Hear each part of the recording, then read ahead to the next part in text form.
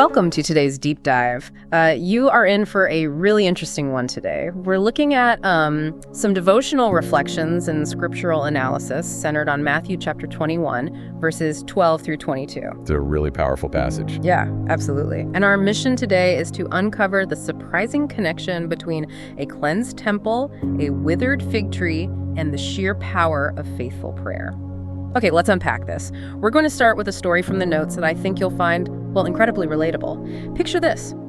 You are an exhausted student studying abroad. You've just survived a brutal 7-hour round-trip commute, and you are absolutely starving. Oh, man. And you're just clinging to that one glorious thought, right? The leftover rice and side dishes waiting in your fridge at home. Yes, exactly. It is literally the only thing keeping you awake. Right. So the author of our source material finally gets home late at night, flings open the fridge in the dark, and nothing. Completely empty. Oh, no. Yeah, it turns out that memory of food was from days ago, and everywhere in town is closed. Heartbreaking. I mean, we've all been there, right? You just crawl into bed frustrated and fall asleep angrily complaining to God about your lack of snacks. Right. But what's fascinating here is how the author uses that exact feeling of empty fridge frustration to explain one of the more baffling moments in the Bible: Jesus cursing a barren fig tree. Right, because I always used to read that part and think Jesus was just having a bad day. Like, he's hungry, he sees a fig tree full of leaves, finds no figs, and just says, "May no fruit ever come from you again." And the tree instantly withers. It really looks like a divine temper tantrum. It really does at first glance. Yeah. But the text clarifies this wasn't an emotional outburst.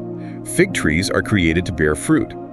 Because this specific tree was covered in leaves, it was broadcasting that it had fruit. I see. Right. It presented this impressive outward appearance, but it was totally empty. It lacked true substance and had drifted entirely from its created purpose. Okay, so the tree looked good, but had nothing to offer. How does that connect to what he does at the temple right after? Because Jesus walks right into the temple and literally starts overturning the tables of money changers and pigeon sellers. Well, travelers coming to the temple needed to buy pigeons for sacrifices, and they had to exchange their foreign coins for specific temple currency. Right, of course. But these merchants were exploiting those travelers. They had turned a sacred act of worship into a greedy business. So that's why he declares that God's house is meant to be a house of prayer rather than a den of robbers. But he doesn't just clear the place out in anger, right? Right after he flips the tables, he actually stays to heal the blind and lame who come to him. Exactly. He restores the temple's true purpose. And when kids start shouting Hosanna to the Son of David, the religious leaders get indignant. But Jesus defends the children, reminding them that God ordains praise from infants. The contrast is just wild. The leaders are furious over losing control, but the people who actually need help are being healed. It is.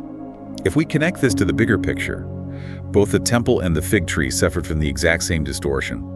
The temple was supposed to be a sacred place of prayer for everyone, but it was corrupted by the greed of those very religious leaders. So just like the tree, the temple looked the part but totally failed its purpose. Precisely. It's a warning for you and me. A life covered in leaves, meaning you have this impressive religious appearance, going through all the right motions, but with no actual fruit like obedience, love, or integrity, well, it completely misses its true design. It's all about having the actual substance to back up the image. And the disciples are just marveling at how quickly the fig tree withered, which leads to this massive shift in the conversation toward prayer. It does. Jesus uses their shock over the tree to teach something profound about faith. He tells them that believing prayer, entirely without doubt, can accomplish what seems completely impossible, like telling a mountain to be taken up and thrown into the sea. That is a huge statement. Moving a mountain into the sea isn't just difficult, it alters the entire landscape. It implies genuine prayer can radically change our reality as long as we aren't just going through empty motions. Exactly. But to pray with that kind of power, your heart has to be aligned with God's purpose, not cluttered with greed or performative religion like the temple was. This raises an important question. What tables of distraction, habit, or compromise might need overturning in your own heart to make room for genuine prayer?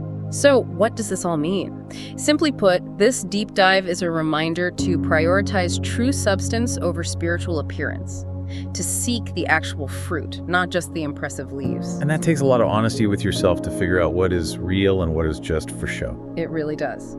Which leaves you with something to think about long after we wrap up today. If true faith requires stripping away the leaves of mere appearance, what is one leaf or outward image you are hiding behind right now that, if dropped, might make you feel vulnerable but would finally allow real fruit to grow?